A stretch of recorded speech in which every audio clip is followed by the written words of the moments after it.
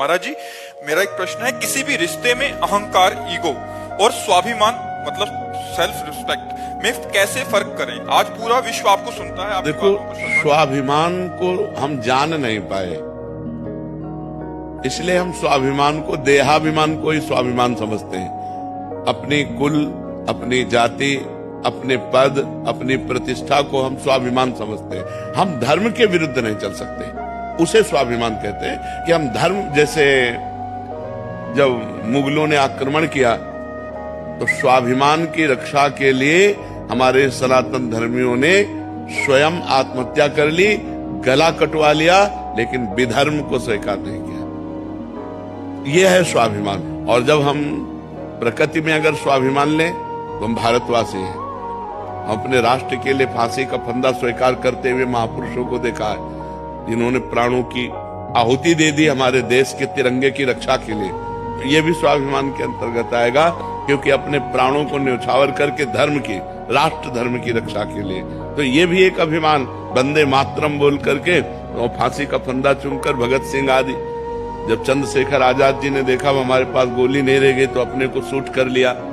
अपने राष्ट्र के लिए, अपने धर्म के लिए, स्वधर्म के लिए, उसको स्वाभिमान।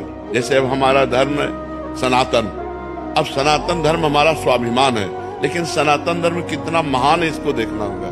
सनातन ब्रह्म है, सनातन वायु है, सनातन पृथ्वी है, सनातन जल है, सनातन श्री कृष्ण है, सनातन श्री राम है। हम अपने इस धर्म के पालन के लिए प्राण त्याग देंगे तो हमारी सदगति हो जाएगी। स्वाभिमान जागतिक, प्राकृतिक, प्रपंच को लेकर के नहीं, वो अभिमान होता है। और जो भागवतिक धर्म को लेकर होता है उसे स्वाभिमान कहते हैं। जैसे हम अपने धर्म की रक्षा के लिए प्राण त्याग देंगे, चाहे जितना कुछ हो जाए, हम धर्म भ्रष्ट नहीं हो सकते।